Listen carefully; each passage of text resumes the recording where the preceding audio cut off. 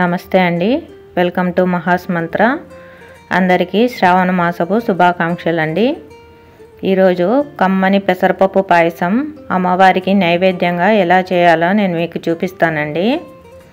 ఇంతవరకు మన ఛానల్ని సబ్స్క్రైబ్ చేసుకోకుండా ఎవరైనా చూస్తున్నట్లయితే please subscribe my channel. Already subscribe చేసుకున్న వాళ్ళు నోటిఫికేషన్స్ని ఆన్లో పెట్టుకోండి. నోటిఫికేషన్స్ని ఆన్లో పెట్టుకోవడం వల్ల నేను పెట్టే వీడియోస్ నోటిఫికేషన్స్ మీకు తెలుస్తాయండి. నేను ఎప్పుడు వీడియో పెట్టినా నోటిఫికేషన్ ద్వారా మీకు వీడియో తెలుస్తుంది. పెసరపప్పు పాయసం ప్రాసెస్లోకి వెళ్ళిపోదామండి. ముందుగా స్టవ్ వెలిగించి ఒక ఖాళీ గిన్నెను స్టవ్ మీద పెట్టుకోవాలి. ఇంకోవైపు కూడా స్టవ్ వెలిగించి పాలను కాచి పెట్టుకోవాలండి. ఈ పాలు కాగేలోపు మనము ఈ గిన్నెలో 1 కప్పు వరకు పెసరపప్పు తీసుకోవాలి. ఈ పెసరపప్పు కమ్మని వాసన వచ్చే వరకు స్టవ్ని మీడియం ఫ్లేమ్లో పెట్టుకొని ఫ్రై చేసుకోవాలి. పెసరపప్పు ఎక్కడా మాడిపోకుండా చూసుకోవాలండి. ఈ పెసరపప్పు గోల్డెన్ బ్రౌన్ కలర్ వచ్చిన తర్వాత స్టవ్ ఆఫ్ చేసి పక్కకి తీసి పెట్టుకొని పెసరపప్పును కొద్దిగా వాటర్ వేసి 2 సార్లు బాగా కడిగి పెట్టుకోవాలి.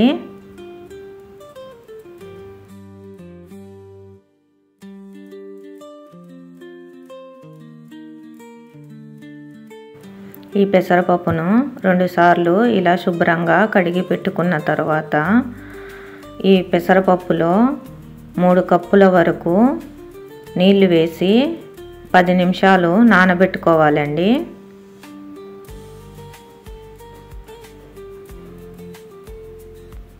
ఈ పెసరపప్పు నానేలోపు 1 కప్పు బెల్లం తీసుకుని అందులో బెల్లం కరిగేందుకు ఒక చిన్న గ్లాస్ వరకు వాటర్ వేసి స్టవ్ మీద పెట్టుకొని బెల్లం మొత్తం కరిగిపోయే వరకు కరిగించుకోవాలి.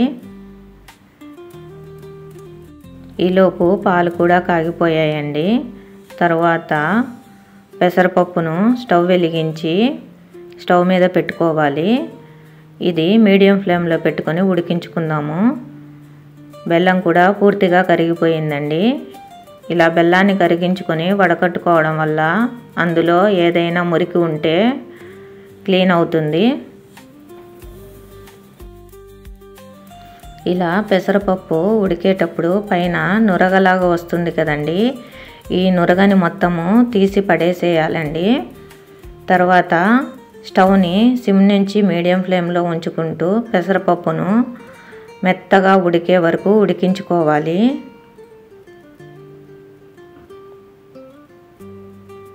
పెసరపప్పు ఆల్మోస్ట్ ఉడికిపోయిందండి. చూశారు కదండి, పట్టుకుంటే ఎంత స్మూత్గా ఉడికిపోయిందో. పెసరపప్పు ఈ మాత్రం ఉడికిన తర్వాత మనము ఆల్రెడీ కరిగించి పెట్టుకున్న బెల్లాన్ని వడగట్టుకొని ఈ పెసరపప్పు మిశ్రమంలో వేసుకోవాలి. ఇలా వడకట్టుకోవడం వల్ల బెల్లంలో ఉన్న మురికి మొత్తం పోతుంది. ఇప్పుడు స్టవ్ని సిమ్లో పెట్టుకొని ఈ బెల్లం మొత్తము పెసరపప్పులో కలిసిపోయే వరకు ఒకసారి బాగా కలుపుకుందాము. ఈ పెసరపప్పు పాయసము సిమ్లో పెట్టి అలాగే వదిలేయండి. ఇది ఒకవైపు ఉడుకుతూ ఉంటుంది. ఈలోపు మనము ఒక ప్యాన్లో 2 స్పూన్ల వరకు నెయ్యి వేసుకుందాము. నెయ్యి వేడెక్కిన తర్వాత డ్రై ఫ్రూట్స్ కూడా నెయ్యిలో వేసుకొని మాడిపోకుండా ఫ్రై చేసుకోవాలండి. మంచి గోల్డెన్ బ్రౌన్ కలర్ వచ్చిన తర్వాత స్టవ్ ఆఫ్ చేసుకోవాలి. ఈ డ్రై ఫ్రూట్స్ని పెసరపప్పు పాయసంలో వేసుకొని ఒకసారి బాగా కలుపుకోవాలి. ఇప్పుడు ఇలాచీ పౌడర్ని కూడా వేసుకుంటున్నాను. డ్రై ఫ్రూట్స్, ఇలాచీ పౌడరు పాయసంలో బాగా కలిసిపోయే వరకు ఒకసారి కలుపుకోవాలి. పెసరపప్పు పాయసానికి మంచి ఫ్లేవర్ని ఇచ్చేందుకు కొద్దిగా పచ్చకర్పూరం వేసుకోవాలండి. మరీ ఎక్కువగా వేసుకోవద్దు, పాయసం చేదు టేస్ట్ తెలుస్తుంది. ఒకసారి పాయసం మొత్తం బాగా కలుపుకొని స్టవ్ ఆఫ్ చేసుకోవాలి. స్టవ్ ఆఫ్ చేసుకున్న తర్వాత మనం కాచి పెట్టుకున్న పాలను ఒక చిన్న గ్లాస్ వరకు వేసుకొని బాగా కలుపుకుందాము. అంతేనండి, ఎంతో సింపుల్గా చేసుకునే కమ్మని పెసరపప్పు పాయసము రెడీ అయ్యింది. అమ్మవారికి ఎంతో ఇష్టమైన ఈ కమ్మని పెసరపప్పు పాయసాన్ని నైవేద్యంగా సమర్పించేందుకు ఈ పెసరపప్పు పాయసాన్ని ఒక బౌల్లోకి తీసుకుంటున్నాను. ఈ పెసరపప్పు పాయసాన్ని అమ్మవారికి నివేదించడానికి చాలా సింపుల్గా చేసుకోవచ్చండి. అలాగే ఎంతో రుచిగా కూడా ఉంటుంది.